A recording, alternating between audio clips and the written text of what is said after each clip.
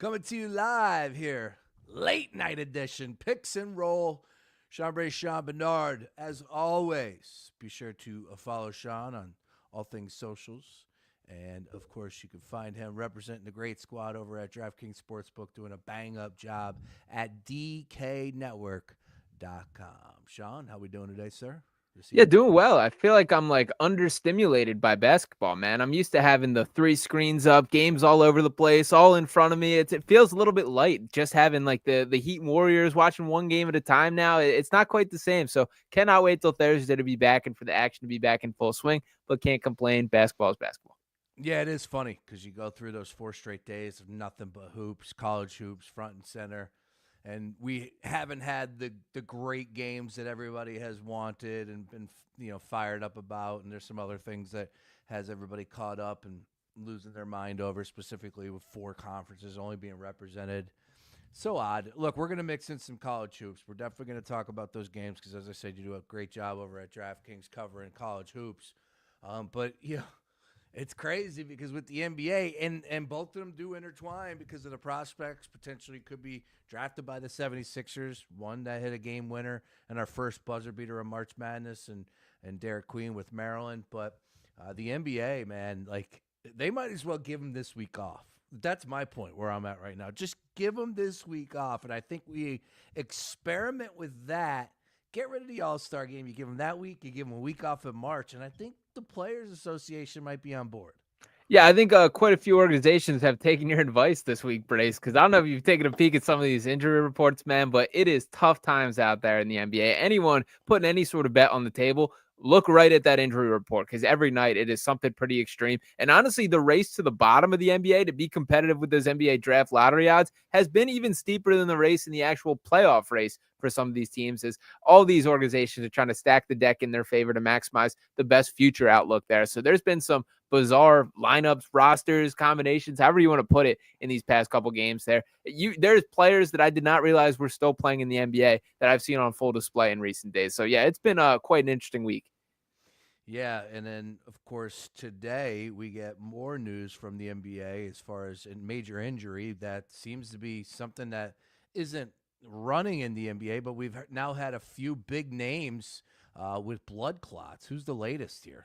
Yeah, Damian Lillard. So never something that you want to see here, and it does seem likely that this is going to shut down his season. They haven't laid out a timeline yet. From reading up on it a little, it seems like 3 months is the tentative expected timeline for him. So that would push you past the season at this point. That's a tough break for obviously Damian Lillard individually, and I know he put out a statement through Chris Haynes talking about obviously the life aspect of this. That blood clots are a little different than treating a sprained ankle or something like that. That you got to think about life post basketball in a slightly different way here. So Dame obviously taking that seriously and Milwaukee supporting that. And in the short term, man, this is a tough break for the Bucks as an organization. There's been a lot of these kind of bubbling conversations under the scenes here of could Giannis be that next star to demand out, face the open market. It was just a couple months ago that Shams Charania was reporting that the Bucks needed to prove to Giannis over this next stretch that they are doing the right step, taking the right steps as an organization to solidify themselves. If Damian Lillard is not healthy for the playoffs, and this is Giannis going to war by himself again, it would not shock me if this could be coming to a close for the Giannis era in Milwaukee. It's a little premature to have those conversations at this point in time. Maybe Damian Lillard is able to escape. This is not as bad as initially feared, hoping that is the case for sure, but certainly not when you see it from a Milwaukee Bucks perspective. Well, first and foremost, get well, Dame. Yeah. Second of all, it's a good thing they didn't pop those bottles out in Vegas when they won the end season tournament. It's a good. It's a good thing. It's a good thing that they didn't. It's a good thing they didn't enjoy themselves, and they allowed to get caught up. Oh, we got to get out of here. We got to have a good time. Arr. Like, Yeah. I sorry. think you and I were both on the right side of history at the time and even now. So, and by the way, our boy Doc Rivers doing his media tour once again about how he doesn't get enough credit for winning the 3 games in the blown 3-1 series, the multitude that he does have of them, the most in NBA history, the most playoff losses in NBA history. So I'm sure Doc is licking his chops at another excuse being thrown on his plate right now. What's the latest there? Because I saw it on my television screen, and I flipped to the channels. I saw Stephen A. and Skip or Shannon yelling about it. What is the latest with Doc foot and mouth situation here?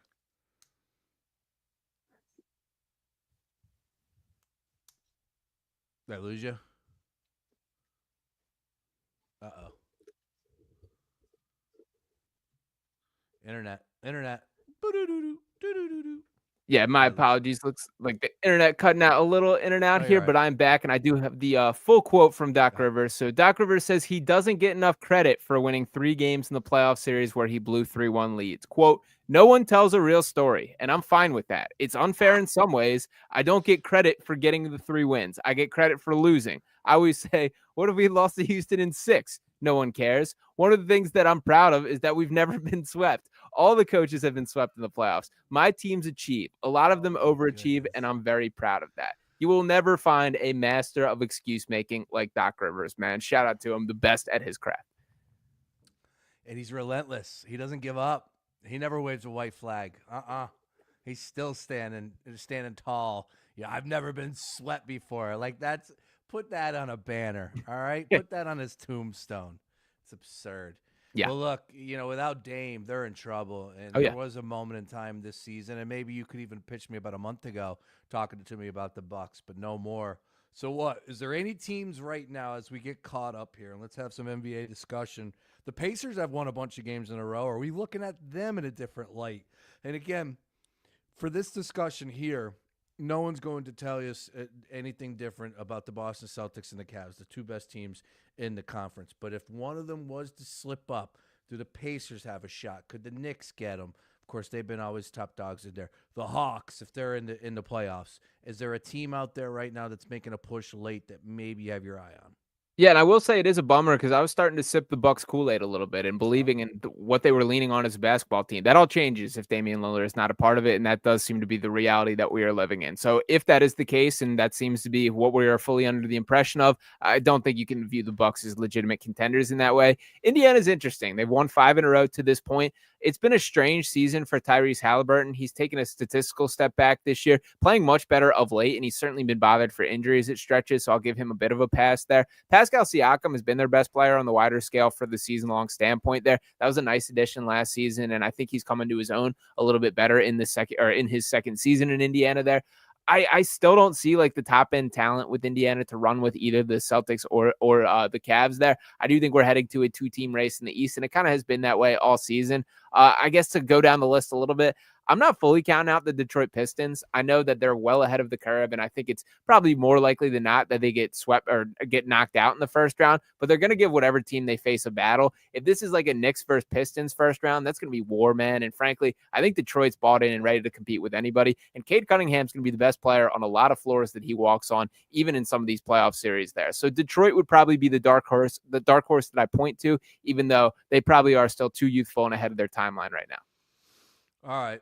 And from the East, let's get on over to the West side of things. Injuries. What happened with Steph Curry? Why are all these big-time players hurt right now? And should we be concerned as far as playoffs are coming up? Yeah, definitely not ideal, and it does feel like the injuries have been brutal on another level, especially of late and really all season. Steve Kerr said like Steph Curry tried his best to play tonight, that this was obviously an important game between it being the Warriors and the Heat here, that he flew across the country, but ultimately they decided that he was not ready and had him left out for this game. But the fact that that was the conversation, to me, is encouraging that this isn't a long-term thing. We know who Steph Curry is, and frankly, I've been really encouraged by the version of him we've seen in the post-Jimmy Butler trade. As much as Butler is an upgrade from a personnel standpoint, to me, what the biggest takeaway of that entire deal is Curry has more freedom to move off ball, do the things that he is best at as far as having guys chase him around screens, creating looks for himself without having the ball in his hands here. It does feel like everything fits back into the pecking order out there in Golden State than it did before the Jimmy Butler trade. So disappointing that he was not able to play in this Heat versus Warriors game, but I don't have any sort of concern in the long haul for Steph Curry. Yeah, Jimmy's another one, kind of like Doc Rivers, a little bit different, but at the same time, just like open the mouth, insert foot.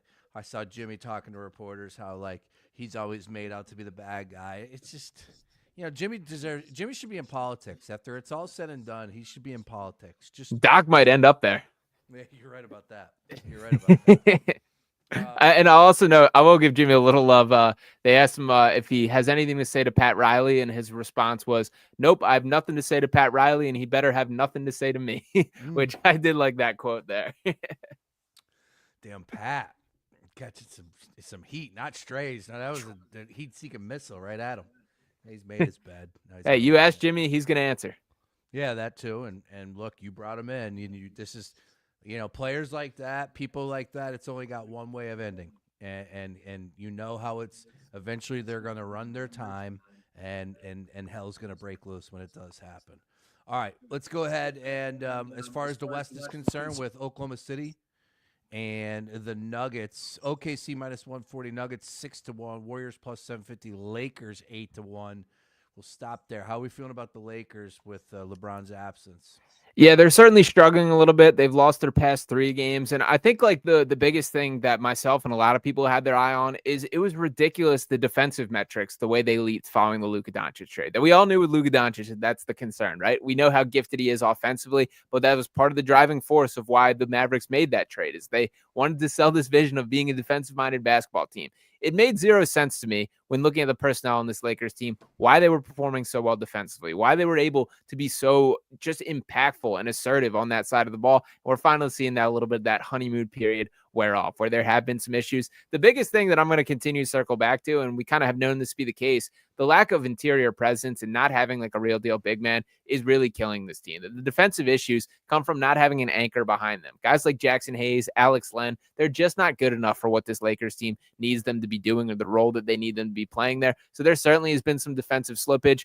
I'm still not counting out a team that has Luka Doncic and LeBron James on it. I think they're going to be a very matchup-based team when speaking the playoff perspective there. But it has been the first, I would say, concerning stretch since the Luka Doncic trade. I'm not hitting the panic button. This needed to happen, but we're finally starting to see like the actual defensive concerns that we knew were going to be there showing up on the court.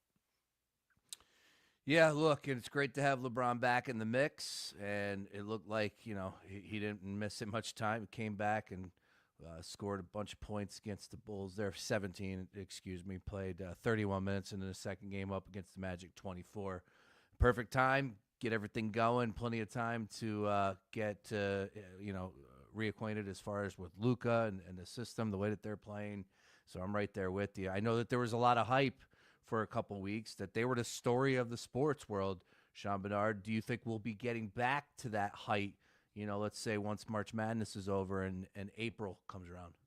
Yeah, I do think we will. I think there will be, this is a little bit of kind of the valley that we'll see as far as the dip in the production and all the kind of talking points with the Lakers here. It's going to happen. Like there are the ebbs and flows of a season. I do think that they will find their form again and at least look better than they have been in the short term. So I'm not hitting the panic button with the Lakers yet. These are the growing pains that are going to happen when you see such a seismic roster shape or roster change in the midpoint of a season here. So not worried about it. They will look better than they have in recent games, but the flaws are there. They're not a perfect team, and we all knew that as well.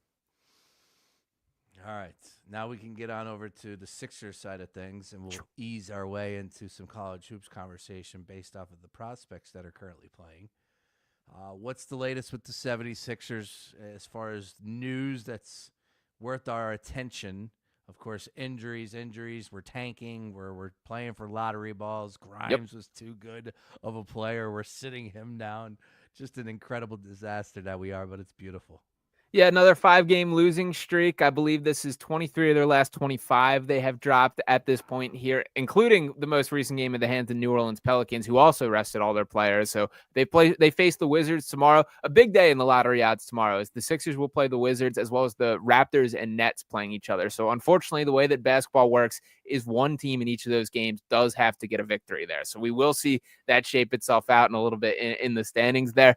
They're currently tied with the Brooklyn Nets for the fifth worst odds at this current moment. They have a 39.9% chance at a top 4 pick, a 9.8% chance at the number 1 overall pick here. And as far as if they finish the season, them and the Nets with the exact same record, it comes down to a straight up coin flip for who has the increased lottery odds. So kind of a little bizarre that is the outcome of that, but something to keep in mind. The bottom line is the towel has been thrown in for quite some time. We have 10 games remaining. Hold your breath, get to the finish line, and then we can start to have a little bit of discussion about the Sixers team. But boy, the Sixers game that has happened in the middle of March Madness does not crack that my top 10 of favorite basketball games. Watch that game. I'll tell you that.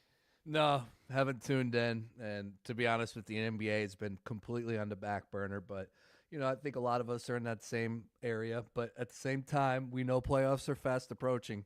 And it doesn't help that the Sixers are a disaster. There's nothing worth like tuning into right now. A lot of injuries across the league.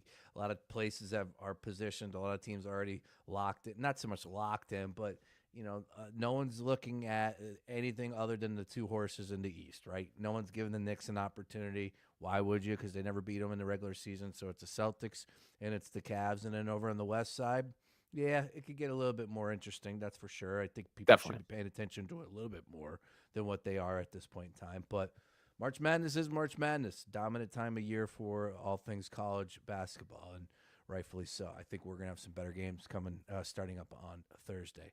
And I will say, from a Sixers perspective, that like for the first time in several years, you can be in full prospect watch mode. That if some of these top March Madness names are guys that you want to keep your eye on, could that be a potential Sixers target, or could that guy change their trajectory if they keep their pick there? So I've had a little bit of fun with that angle. And Will Smith making an appearance, the Fresh Prince. Did you see that for the Sixers?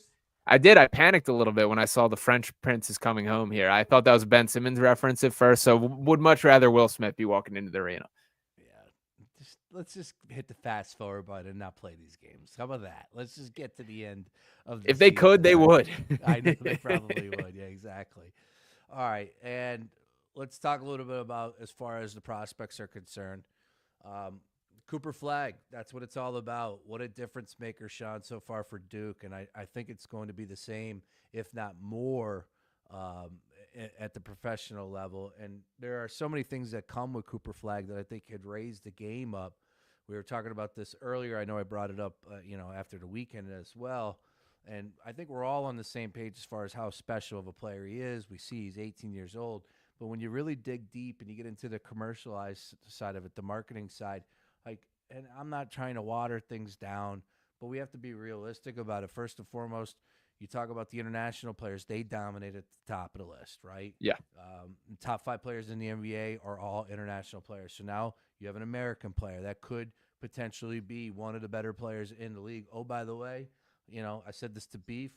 He's a white dude, right? You don't see this happen often at this type of level. Especially if he ends up on the Jazz, by the way.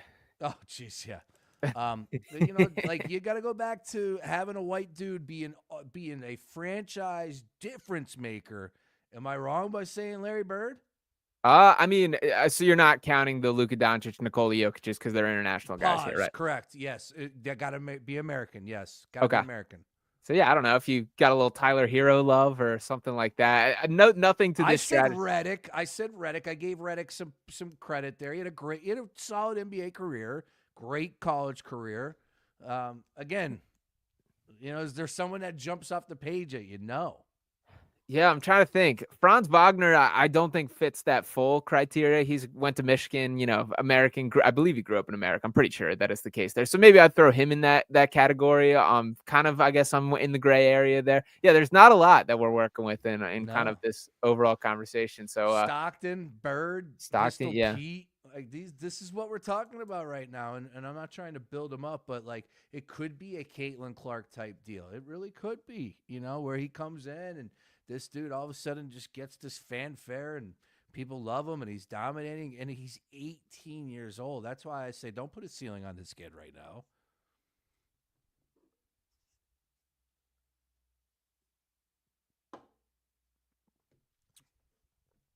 We're having some gremlins. Some gremlins in the system. I love it. He locks in. I wonder what he sees when it happens, when the freeze happens. What do you see? That's what I want to know. Mostly spinning wheels here and kind of audio in and out here. But yeah, so to go back to the Cooper Flagg conversation, the thing that's impressed me the most, I get we're talking about a lot of kind of the commercial aspects, the marketing aspects, and I do think where he lands is going to have a huge part in that. Huge. There have been all the buzz of could he stay at Duke another year if the Wizards get the 1 pick or something like that. We live in an era of NIL where I think we're in some uncharted waters where it's more possible than ever before. But bottom line, I just don't really see that happening or even being a little bit any sort of possibility. Maybe it's a leverage play. Maybe there's some thoughts if he loves it at Duke that much. But the reality is you go to the NBA if you're the guaranteed number 1 pick, and that is certainly the case with Cooper Flagg here. Watching him at Duke this year, I don't mean this as a slight on him, but I think he's more of a winning player than he is that the stats are going to show. It wouldn't shock me if his NBA outlook is sort of and I don't want to say connective piece because he's way more than that, but he's a guy that what has really impressed me is he does the little things. He is like an ultra competitor. He's willing to do the dirty work for teams. And that's all stuff that, like, I guess the more that I've watched him this year, it was slightly different than what my expectations of him were. And I mean that more as a positive than anything, but it wouldn't shock me if, like, the ultimate takeaway for Cooper Flag isn't that he's this leading scorer on a team. It's that he's a guy that's just a huge winning player that is necessary to winning basketball games. Yeah, he does it all. Defense, rebounding, he's got the dunks in your face, seems like a damn good kid, strong, solid personality, but nothing too flamboyant, not over the top, and just, it's just glaring how young he is. So sky's the limit, not putting a ceiling on him, but you are 100% correct. It matters so much where he ends up. Sam Ostry was saying the other day he thinks he could turn around the Wizards. Good luck. Yeah. The Charlotte Hornets have never won anything in my lifetime. Good luck. We'll see. I read an article, I brought this up earlier, that they ranked the destinations. Sixers were number 2 on this list. What was one? One was San Antonio. Okay. I'll give him that. That's fair. Wow. That'd be something.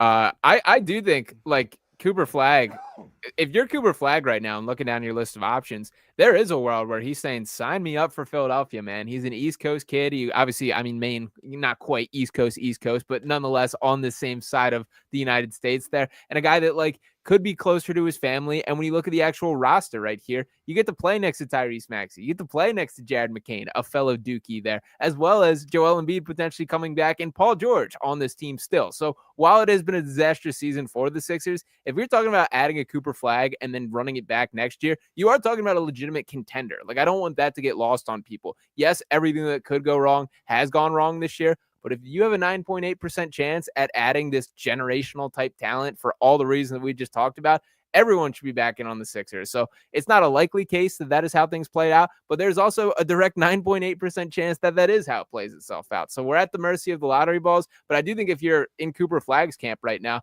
the Sixers are pretty near the top of where he should want to play.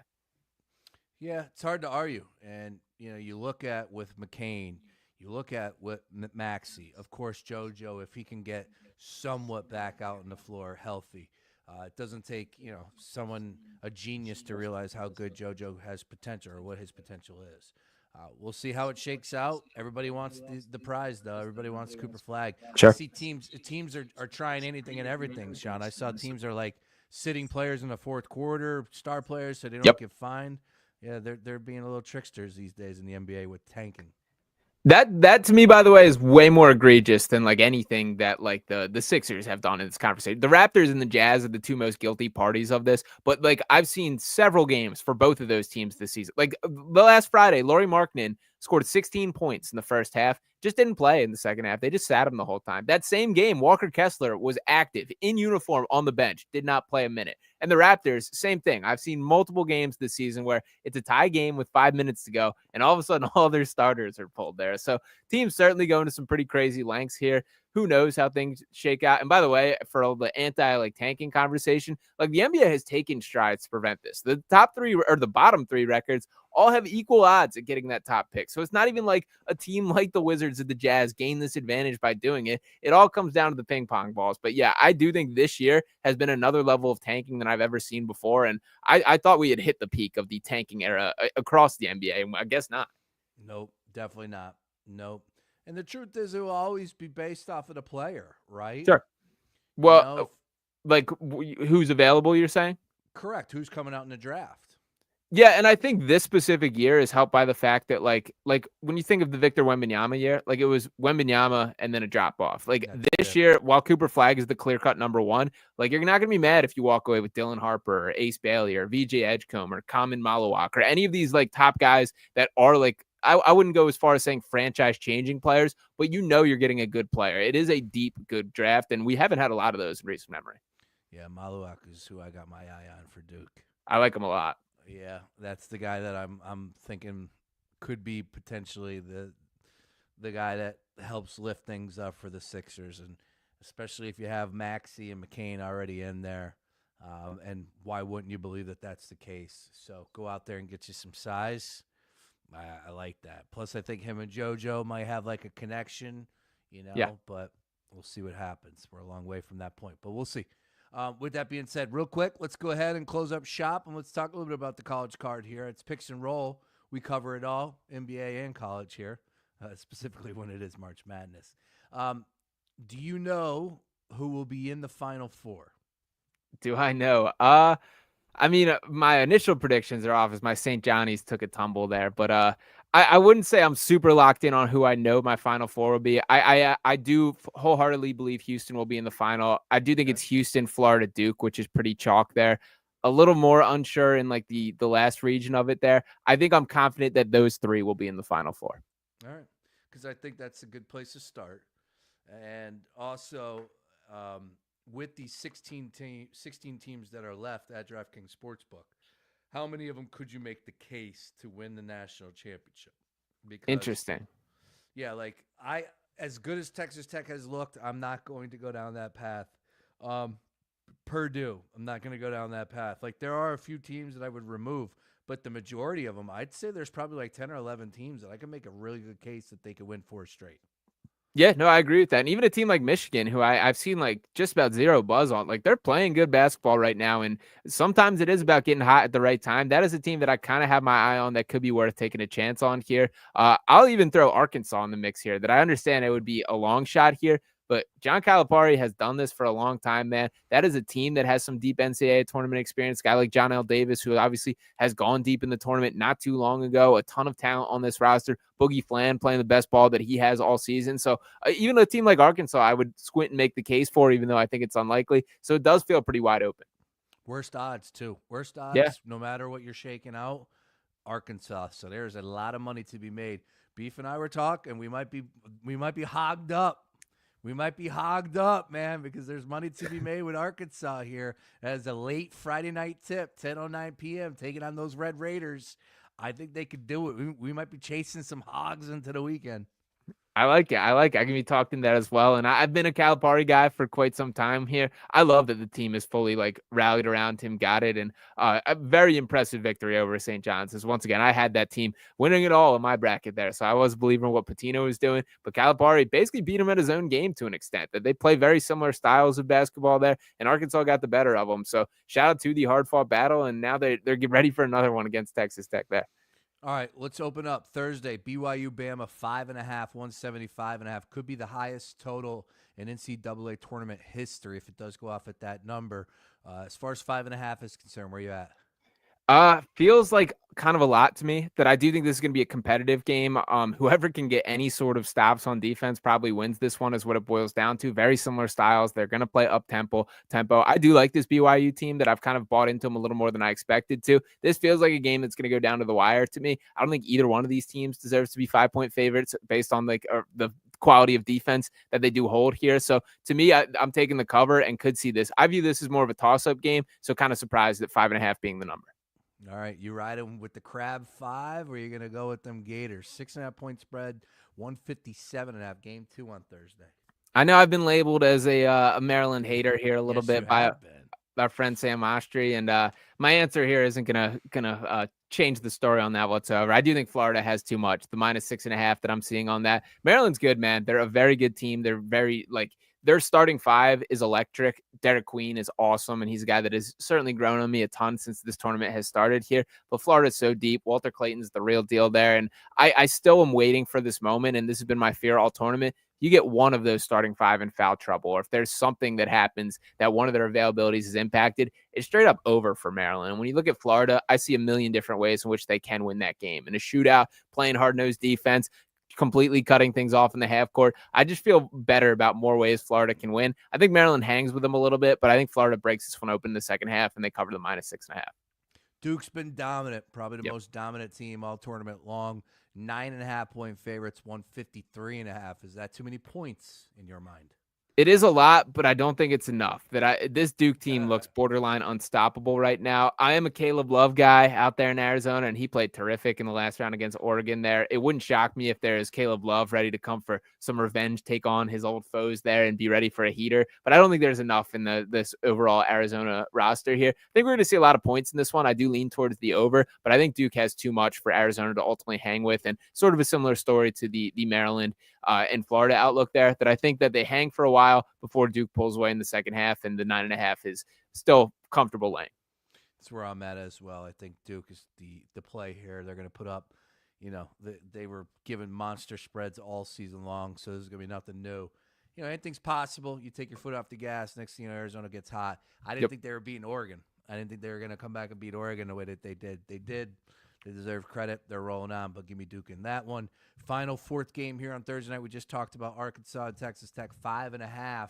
You backing them hogs here? I am. I do like Arkansas. Nice. I like the 5.5, and I do think it's worth taking a chance on the money line here. And by the way, Texas Tech is like real deal good. Like I've been a big believer in this Houston team. Have a Houston future out right now that I think they win it all. As them and St. John's are my two teams right into this. Texas Tech kind of orchestrated and built pretty similarly, that they're going to be a defensive-minded team. They're going to wear on you. They're going to compete without. But I do think Arkansas is playing its best basketball at the right time. And really the story of the season, when looking at that Razorbacks team, they've never had a chance to hit their peak. They've dealt with injuries all year, guys in and out of the lineup. And Calipari has been pretty open talking about how that's been the case there. So it does feel like they are peaking at the right time. They have all their notable guys back and playing their best ball. So I like Arkansas to keep it rolling. That is the Cinderella story of this season, I think. Ole Miss, Michigan State, first game on a Friday, 7:09 p.m. Two great coaches, Beard and Izzo. But you know what they say, can't bet against Izzo in March. Where do you stand on this one?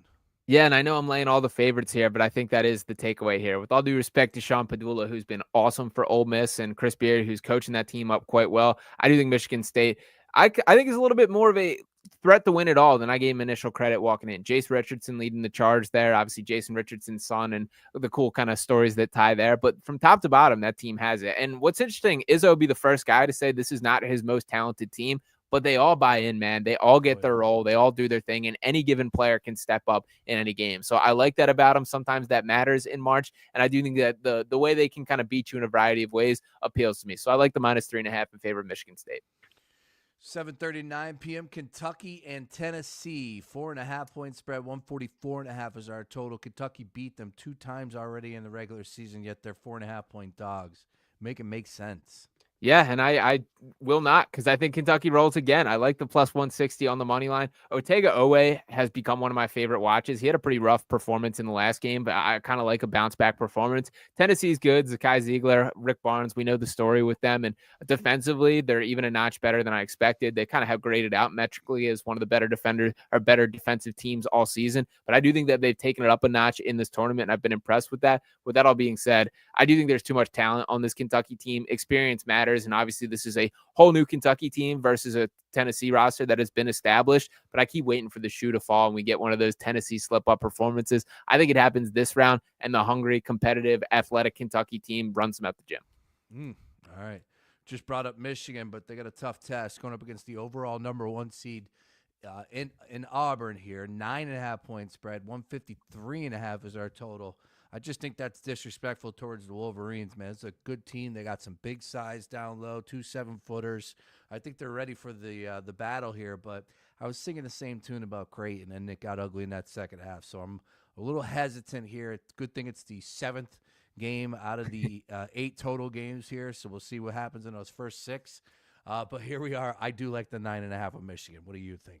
Yeah, I feel the same way. And this is one that I have as much optimism for an upset compared to like the Arkansas game that we were talking about. But I do think Michigan's going to stay competitive throughout. I've been very skeptical of this Auburn team that, yes, they're very good. Yes, they should be viewed as contenders to win it all, to cut down those nets. But they also have stretches where they look like they forget how to play basketball and make some of the stupidest decisions of any top team that I've seen, with Chaz Baker-Mazzaro really headlining those moments there. So I think that there's going to be kind of enough stupidness that pops up in this game to keep it competitive, and Michigan's going to bring it, man. Danny Wolf is a blast to watch, and the 2 7-footers running pick and roll together is just pretty unique to see. Again, Wolf is like the orchestrator to make it happen, the Ivy League transfer, and really unique just skill set to his game there. So I think there's going to be a different look that they provide that Auburn isn't quite accustomed to. I do wonder how Johnny Broome hangs when he's brought out to the perimeter far more than he's comfortable doing or really has in the past year. So I don't love this matchup from an Auburn perspective. I do think Michigan brings it to him, competes, and covers the plus 9.5. So while I don't think we might see this big upset, who knows, could talk myself into it to this time, I do think the 9.5 is disrespectful. Michigan covers. Yeah, Dusty May coaching his ass off as well for Michigan with that one. All right, final game here, Purdue and Houston, 8.5. Sean Barnard, 132.5. It's our lowest total in the Sweet 16. I know Beef said he was on the under here. Does Purdue have enough to hang with Houston, or will it be too much defense from Houston's perspective? Yeah, I don't think they do. And to be honest, the minus 8.5 in favor of Houston is my favorite bet. It is a bummer that it is the last game here. I think Houston is the real deal and a team that has not gotten enough respect, as this should be viewed as the championship favorite. Maybe that's a little strong, as Duke looks unbelievable, Florida looks unbelievable, Auburn looks great as well. But it doesn't feel like Houston is thrown into the same tier that they are when they are every bit as talented. LJ Cryer has taken his game to new heights this year. Defensively, they lock in. And the way that Kelvin Sampson just establishes a program culture with just straight up dogs across the roster is really impressive to me. It happens year in and year out, and you can clearly see this roster embracing it, buying into the style, and just competing on that side of the floor. So Purdue has already exceeded my expectations. I did not think this was a team that had this type of ability to make noise in this tournament. I did not think this was one of Matt Pater's better squads that he's worked with.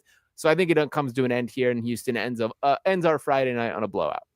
Yeah, he deserves a lot of credit for getting him to this spot. I know that wasn't the strongest opponents in High Point by no means. And then McNeese, which McNeese I thought should have played a little bit better. You know, they had some size, they got some skill there, they got some ballers, but they weren't able to put it together.